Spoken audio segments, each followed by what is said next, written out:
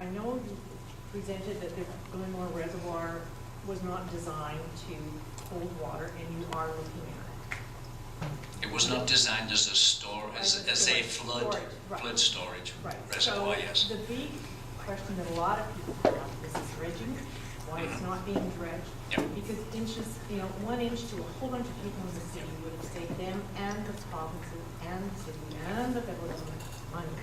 And the other thing is, I hate to say this to you, but you said you knew for a few days.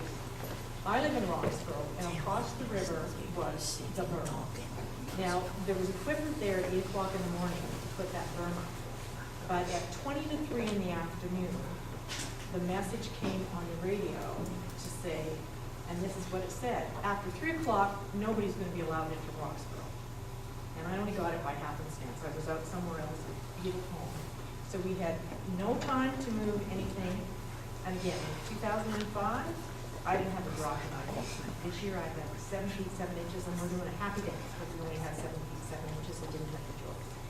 So the whole background on this is, and it's more to that gentleman's point as well, is if you knew a couple of days in advance, how come we didn't get anyone in the afternoon? The communication, whether it's a city or a province, is that when we know when the weather system is coming in, we work with the province to get as much notice as we can.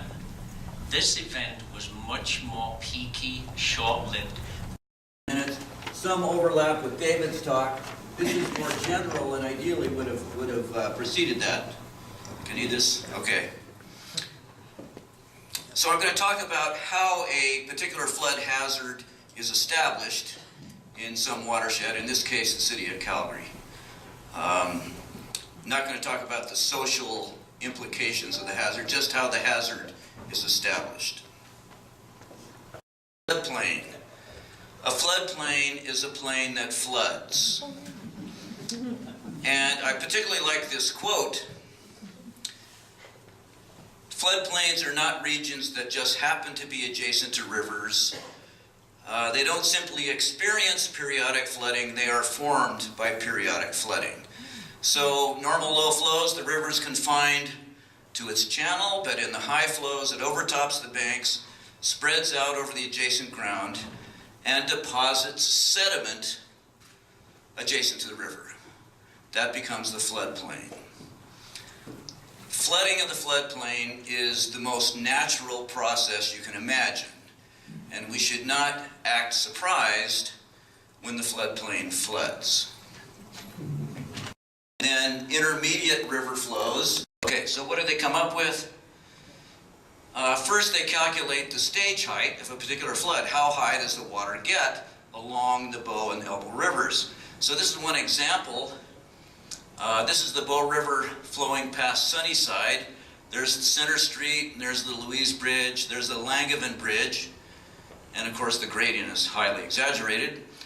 Separate these two, and theoretically what they mean is this. We look in cross-section, and we see that during the flood, which is getting up to here, let's say, we have a part of the floodplain in which the water is quite deep and fast-moving. And if we built a structure in that part of the floodplain, there would be significant backwater effects. So I've built a house right there. That's in the floodway. And that is going to have a backwater effect. It's going to slow down the water behind it and in effect kind of dam it up a little bit and actually raise the flood level a little bit upstream.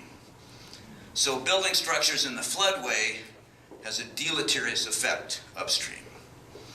But in the flood fringe, what used to be called the floodplain, I've built a structure there, and the water, even in the flood, is going to be shallow and slow moving, so there's not going to be serious backwater effects. So that's why the city allows new development in the flood fringe, but not in the floodway. It's based on that backwater effect. How they actually do it is kind of mysterious. I think they pick a certain recurrence interval, like the 20-year flood, and they use that to define the floodway. And so on the same map again, we see in the darkest shading the floodway, and through most of Calgary, on both rivers, it's basically the channel. and islands within the channel, like the zoo. That's the floodway. So the floodway doesn't usually get very far out from the channel. You can see it's inundating some of the parts of the yards of these people along the Elbow River. But seldom is there a house sitting fully in the floodway. But there's a zillion houses in the flood fringe. And these are some of them. Okay, I think that's all I got for my time. I could say a little more, maybe in the Q&A period, about what we might expect in the future. We are changing the watershed in the Elbow River drainage, but in the wrong. For 9 years,